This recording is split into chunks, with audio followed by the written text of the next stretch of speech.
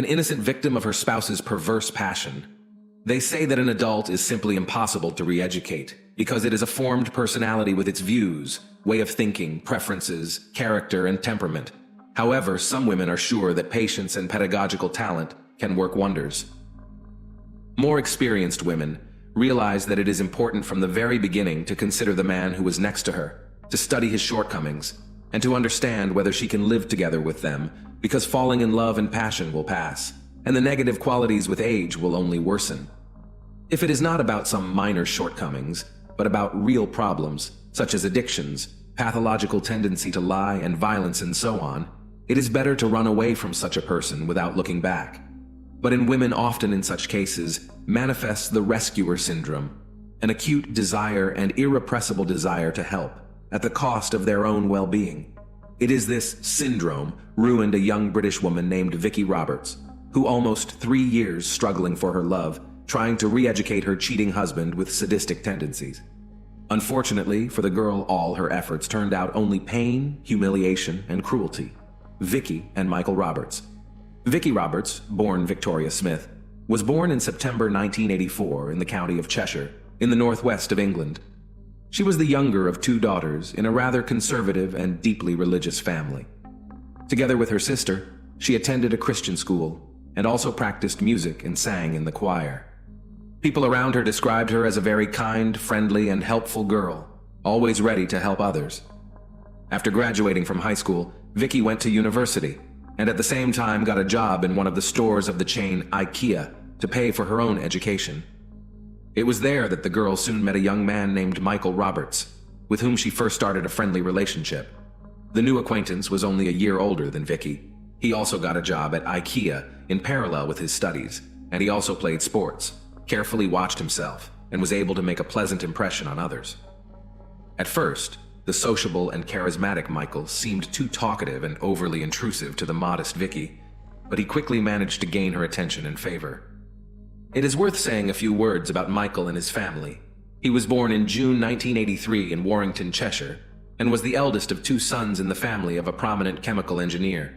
Parents brought up their children in strictness, and high expectations always laid on the eldest heir, who studied well at school, grew up ambitious, purposeful, and able to achieve what they wanted. The guy always had a lot of friends. He could easily become the soul of any company, but most of all, he was proud of his victories on the love front. Michael had a bright and attractive appearance, was tall, trim, with a good sense of humor, and the ability to show himself at his best. To everything else, this handsome man was also very intelligent, well-read, could easily support a conversation on any topic. Parents from childhood indoctrinated the eldest heir that he is the best, the most beautiful, intelligent, and will certainly succeed. All this probably provoked in the guy narcissistic disorder, which with age progressed. At the same time, Michael was always very afraid to upset his dad and mom, and therefore did everything to be the perfect son for them, and meet all their expectations. Roberts never had a permanent girlfriend. He regularly changed girlfriends and mistresses, could spin several novels in parallel, so that none of his passions did not realize that she was not the only one. The guy was confident in his irresistibility, could find an approach to any girl, and he really liked to conquer unavailable girls. This process he perceived as a kind of game or competition. Just such a modest and inaccessible girl was Vicki, which Michael decided by all means to conquer. At first, she stubbornly kept her distance, and refused even innocent offers to walk after work or drink coffee somewhere. Smith spent almost all her time studying, and on weekends she went to church, so she didn't even think about dating, let alone any relationship. It took Michael a few months for Vicki to finally agree to go out with him. He was sweet, charming, touchingly courted her, gave her flowers, gifts, and little surprises. He even invited her to a family dinner at his parents' house, who liked Vicki very much and immediately approved of their son's choice. Vicki believed he was serious and gave in. He became her first man and remained the only one. She was truly happy around him, and it seemed like fate to her. Michael also seemed to fall in love and was ready to settle down, but it didn't last long. 50 Shades of Michael. From the outside, their romance seemed perfect. They were both young, attractive, full of energy, ambition, and made huge plans for the future. But soon Vicki realized that her chosen one has one peculiarity, namely, an irrepressible sexual appetite and passion for experimentation in bed.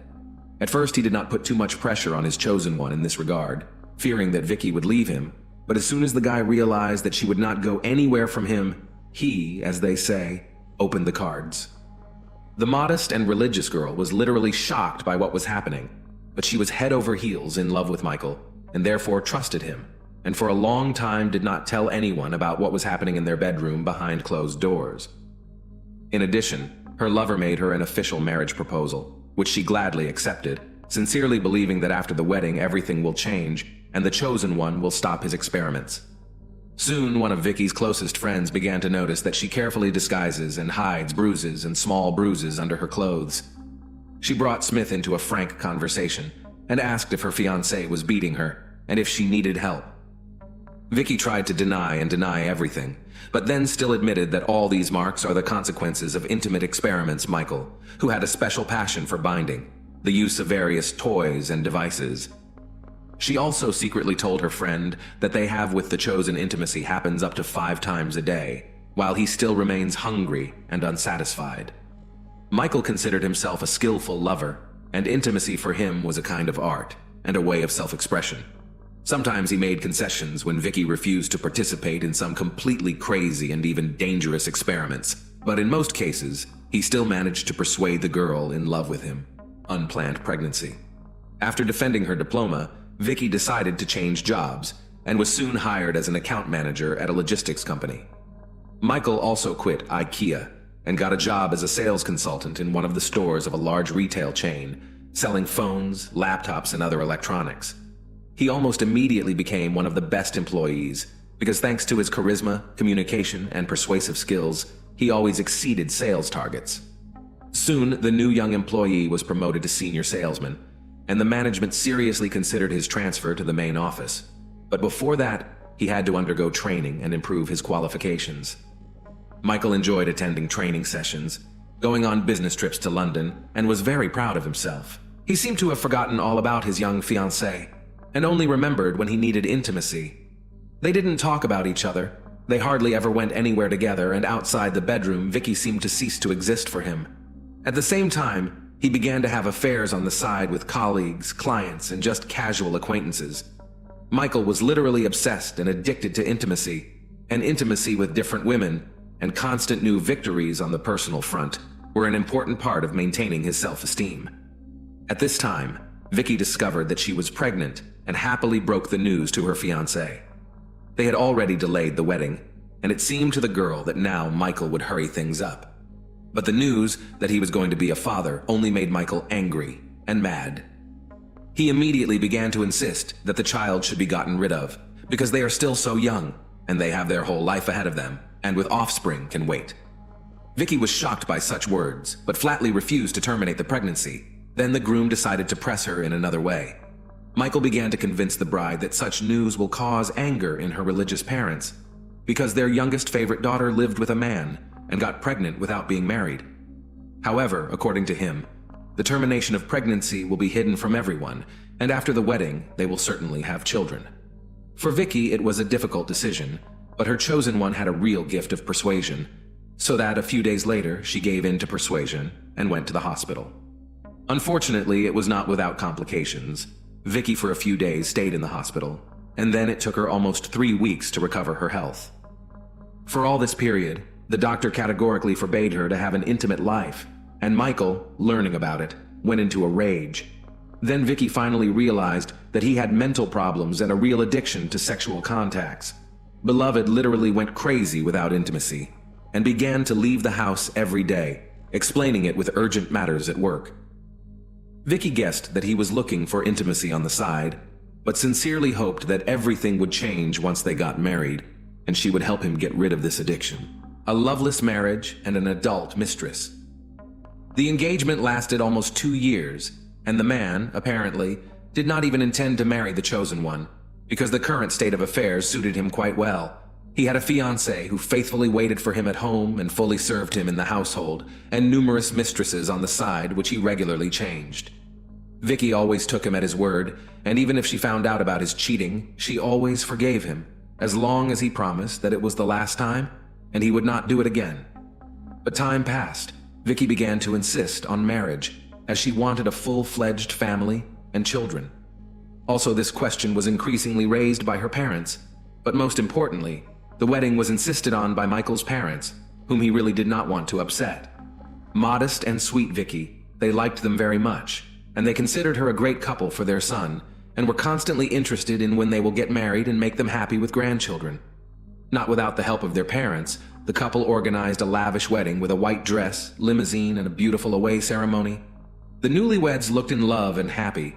It seemed that they had a long life ahead of them. But hardly any of the relatives guessed about the dark side of the man, with which his young chosen one was already so well acquainted. The newlyweds settled in a large and cozy house in the prestigious area of Warrington, not far from Roberts's parents. Michael did not love his spouse, however. Marriage made him normal in the eyes of relatives and others. Vicky never complained to anyone about his strange predilections and constant cheating, and he could continue to change mistresses like gloves. At work, he was quite successful, got another promotion, and was making good money. After being transferred to a new office, Michael's direct boss was a certain Carrie Hall, the head of administration at Phones 4U. She was 10 years older than him, had been divorced for a long time, and was raising a son on her own. At the same time, Carrie was quite attractive, well-groomed, and, as her position required, determined and strong-willed. For a long time, she did not pay any attention to the signs of attention that she was given by a young subordinate. However, for the guy it became a kind of signal to action. He sought to achieve this woman, connecting all his natural charm and eloquence, and after about a month, Carrie reciprocated. Lovers began to meet regularly in hotel rooms, and their relationship the woman later described as turbulent, passionate, and full of experimentation. Carrie was a mature, self-confident woman. She was undoubtedly flattered by the attention of such a young man, and she was also not opposed to trying something new, so Michael could realize with her those fantasies, which did not dare his modest wife. He constantly lied to his wife about being late at work, attending corporate trainings and the like, and told his mistress how unhappy he was in marriage, that this union was a mistake of youth, and said that he was ready to divorce, but his wife does not give him a divorce. This relationship with Carrie lasted more than a year, but since the woman had no illusions about Michael, she did not insist on divorce, and she was quite satisfied with their meetings in hotels, marks on the body, and dangerous games. After the beginning of relations with Michael, Carrie began to give preference to buried clothes with long sleeves and high throat, which was unusual for her. The woman was actively engaged in sports, and always liked to show others her stunning figure. And here suddenly, completely changed her style. Once Hall admitted to her close friend that her lover loves to experiment in intimate terms, and sometimes these experiments go beyond reason. As evidence, she showed a bite mark on her chest, which Michael left in a fit of passion. Also on her neck there were blue marks from squeezing by his hands, and on her wrists there were marks from the ropes, with which the boyfriend liked to tie her so that she was completely in his power.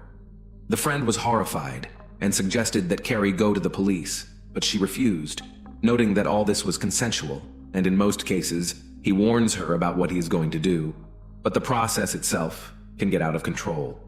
For example, Michael loved to strangle his partner, convincing her that it would increase the pleasant sensations of the process. But a couple of times he was so much carried away that she lost consciousness. Vicky was very afraid of such games with strangulation, but every time she succumbed to her husband's persuasions and believed that one day he would get tired of it. He would leave his cruel and painful experiments, or she would get used to it and would perceive them as something ordinary. Unfortunately, neither his wife nor any of his mistresses even tried to stop Michael. Open correspondence and a love letter. Vicky had guessed about her chosen one's affairs on the side even before they were married. She, most likely, even realized that he was addicted to it, but sincerely believed that something was about to change, and her love and care can turn daring and loving Michael into an exemplary family man. But after the wedding, the situation only worsened, and the young husband himself denied his cheating, and he did it very convincingly. Vicky decided to conduct her own personal investigation and looked into her husband's phone while he was sleeping. There she found numerous correspondence Michael with Carrie and several other girls, which he did not even bother to delete. Their content was quite intimate, moreover. With some girls, the guy exchanged explicit photos. This came as a shock to Vicky. She packed her things and decided to move in with her friend for a while. She did not tell her parents and sister anything about what was happening, afraid to upset them. So her family was sure that Vicky was happily married. Besides, religious relatives would have insisted on a divorce when they learned of her husband's infidelity. But after all, Vicky was in love and didn't want to break up with her husband. Leaving, she wrote Michael a touching letter in which she confessed her love for him and called the main man in her life. At the same time, she admitted that she knows about his cheating and does not want to put up with it and therefore leaves, but gives him time to think about it and will not yet file for divorce. She wrote it all by hand on paper and left it on the refrigerator with a magnet. Michael was not touched by the message or saddened by the departure of his wife, but he did not want to lose a quiet and submissive woman who always waited for him at home, fully served in the household, and tolerated any of his antics as well as peculiar predilections. That same evening, he followed Vicky to her friend's house, picking up a large bouquet of flowers on the way. Michael, on his knees, apologized and begged her to return to him, promising that from now on, she would be his only woman. Vicky once again believed, or rather, she wanted to believe, and returned to their home, a new mistress. Naturally, Michael did not leave Carrie and continued to meet with other women, but for a while he was extremely careful, and even tried to come home for dinner, which his wife carefully prepared. He hid his phone, deleted correspondence, and even changed the password from his social networking page. At that time, he began to have an affair with a new young female employee of the company, Karen Wilson, not stopping the relationship with Carrie. At that time, the girl had a fiancé, and she was preparing for the wedding, but Michael began to persistently pursue her, making himself a miserable lover. He was so attracted to the new object of the hunt that after 2 months, he decided to break off the relationship with 33-year-old Carrie Hall, which he was tired of. The man told Karen a proven legend about how he is unhappy in marriage, and for the sake of her ready to leave his wife. Soon she surrendered, and between them happened intimacy right in the office, and a week after that, she broke off the engagement and waited for the lover to respond. However, Michael was not going to divorce, but also to interrupt the connection with a new mistress. He did not want, and therefore just lied to her that he had already filed for divorce, and moved to live in the house of his parents. Fatal blackmail. Vicky soon suspected that her spouse continued to cheat on her, and this time decided to act for sure. She took Michael's phone while he was in the shower, but could not find anything there, because he had taken into account his previous mistakes, and deleted all text messages, and on the page in the social network, now had a different password. Then Vicky waited until her husband fell asleep and took his work laptop, which he always carried with him, and on which, as it turned out, he did not leave his account in the social network. There, Vicky found correspondences with an already new girlfriend, in which her husband confessed his love to her, claimed that he was divorcing his wife, and living with his parents. It was a real shock for her. She took screenshots of the love and intimate messages exchanged between the couple and saved them on her laptop, so that she could have proof of her husband's infidelity. Vicky also looked in her husband's wallet, where she found several folded checks for hotel rooms. In the morning, she presented all this to her spouse, and for the first time in their entire time together, she gave him a scandal. Michael was discouraged. He tried to apologize again and promised that it would not happen again, but Vicky suddenly said that she would tell his parents about everything, hoping that they would be able to talk some sense into him, since she could not do it. Michael was literally mad from such threats. He did not want his parents to know anything, and slapped his wife. Then Vicky got up and said that she would go to them immediately, and then headed for the door. Her spouse caught up with her, hit her twice in the head with a heavy jewelry box he grabbed from the dressing table, and after she lost consciousness, he squeezed her throat with his hands until she stopped breathing. The man felt no pity or remorse. He wrapped the body in a blanket and packed it into several large garbage bags, and then carried the gruesome bundle into his garage. Michael then quickly cleaned up the house, packed and removed most of his wife's belongings, and immediately called Karen, whom he invited over. They had dinner, had fun in the house, where a couple of hours ago Roberts killed his own wife, and then made love in the bedroom, where, in fact, everything happened. Ran off with her lover? The very next day, Michael informed his parents that his wife left him, having run away with another man. To do this, he personally went to their home, and literally sobbed on his mother's shoulder, showing her messages from his wife, which he himself sent from Vicky's phone. The messages said that she had fallen out of love with him, met another man, and decided to live with him. Parents, as they could, consoled their son, and sincerely bewildered how their sweet, kind, and religious daughter-in-law could do such a thing. In parallel with the phone of the deceased, Michael sent messages and her parents, which said that she fell in love with another, left with him, and asked for now not to bother her and give time. Naturally, the couple Smith immediately rushed to call their daughter to find out everything and hear her explanations, but the calls were constantly rejected, and in response only came messages asking to give her time. This seemed very strange to Vicky's parents, and they went to Michael's house to talk to him, but his story only raised more questions and doubts. And after they found out that Vicky was not showing up for work without saying anything to anyone, they decided to go to the police. An investigation, a gruesome discovery, and an escape. On the 1st of December 2009, Michael bought a shovel, several meters of rope, as well as rags and detergents from a hardware store. However, he did not manage to get rid of the body, because on the same day the police visited him at home. Then the police could not find anything suspicious, but Michael's behavior and story raised a lot of questions and doubts. However, the strangest thing was that they did not pay attention to the huge package in the corner of the garage during the inspection. In the house, there were no clothes, documents, and personal belongings of the missing woman, which could indicate that she had left. But Vicky's laptop was in the bedroom, and the police seized it for inspection.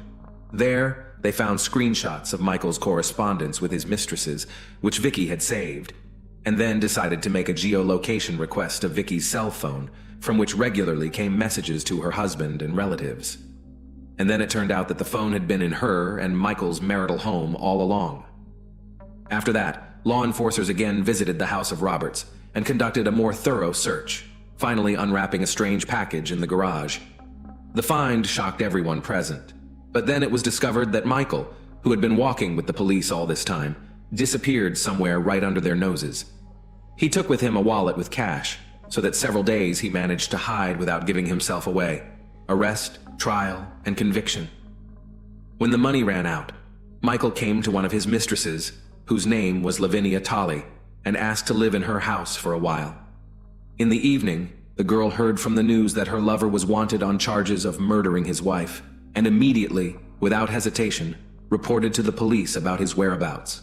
At the time of his arrest, Michael was crying and said he was innocent of anything.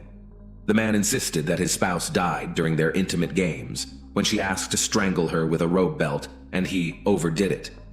However, forensic experts found that firstly, the woman was strangled with her bare hands, secondly, she was attacked from the back, and thirdly, there are 2 extensive hematomas on her head received during her lifetime, which can definitely have nothing to do with intimate relations. The trial of the perpetrator began in January 2010. The defendant kept insisting that his wife's death was the result of an accident and hoped for leniency. However, the autopsy results presented by experts proved that the man in cold blood hit his wife twice on the head and then strangled her and hid the body in the garage. Michael Roberts was found guilty of first-degree murder and sentenced to life in prison.